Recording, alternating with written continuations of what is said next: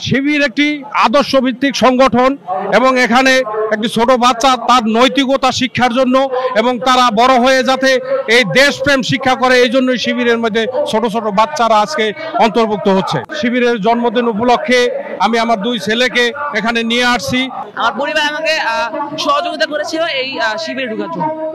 ছেলেদেরকে এরকমের একটি সংগঠনের সাথে যুক্ত করতে পেরে আমি নিজেকে ধন্য মনে করছি এবং আমি খুব আনন্দ বোধ করছি। গত 17 বছর শিবিরকে নানাভাবে নির্যাতন করে মাঠে নামতে দেয়নি। আজকে শিবিরের জন্মদিন উপলক্ষে আমি আমার দুই ছেলেকে এখানে নিয়ে আসছি এবং আমরা খুব আনন্দিত যে আজকে স্বৈরাচার মুক্ত একটি সমাজে, স্বৈরাচার মুক্ত দেশে আমরা আজকে র্যালি করতে পারছি, স্বাধীনভাবে দেশে র্যালি করতে পারছি। শিবির একটি আদর্শ ভিত্তিক সংগঠন এবং এখানে একটি ছোট বাচ্চা তার নৈতিকতা শিক্ষার জন্য এবং তারা বড় হয়ে যাতে এই দেশপ্রেম শিক্ষা করে এই জন্যই শিবিরের মধ্যে ছোট ছোট বাচ্চারা আজকে অন্তর্ভুক্ত হচ্ছে।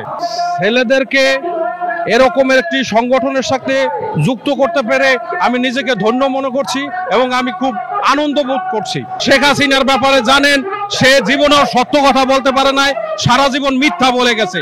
তাহাকে মিথ্যার রানী উপাধি দেওয়া হয়েছে, সে মিথ্যার রানী।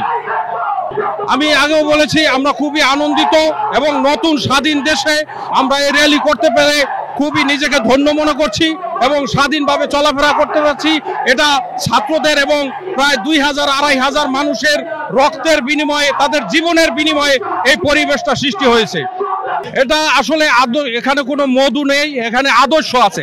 শিবিরের ভিতরে আদর্শ আছে, তারা আদর্শকে লালন করে। নামাজ, রোজা, ইসলামিক কালচার সবকিছু তারা বুকে ধারণ করে এবং পালন করে। এটাই হলো মধু। আলহামদুলিল্লাহ, আমার অনেক ভালো লাগছে। আজ এই স্বাধীন বাংলাদেশে, স্বাধীন মুক্ত বাতাসে আমরা যে র্যালিটা করতে পারলাম, আমার আব্বুর সাথে এসেছি আমি, আমার অনেক ভালো লাগছে। আমি যোগ দিয়েছিলাম যে সময় স্বৈরাচার মানে হাসিনা যে সময় ছিল আর কি, 2023 সালের মাঝামাঝি সময় আমি আসলে এই শিবিরে যোগদান করেছিলাম। আমার পরিবার আমাকে সহযোগিতা করেছিল এই শিবিরে ঢোকার জন্য।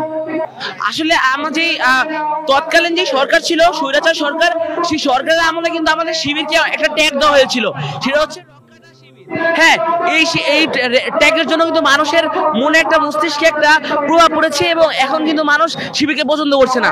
তবে তাদের আসল ইতিহাসটা জানতে হবে, তাদের যে প্রমাণ আছে সেটা দিকে তাদের লক্ষ্য রাখতে হবে যে আসলে কি শিবির নাকি না।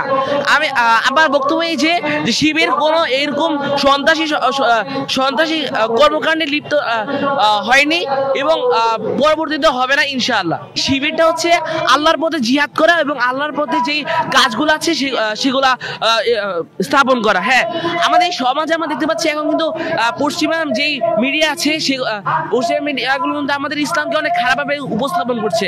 কিন্তু আমাদের এই শিবিরের আসল কাজটা হচ্ছে আল্লাহ সন্তুষ্ট অর্জনের জন্য আমাদের কিন্তু কাজ করা এবং কোনো সন্ত্রাসী কর্মকাণ্ডে না যোগ দিয়ে আমাদের সমাজকে সুন্দর একটি ইসলাম সমাজ বিনির্মাণে কাজ করা।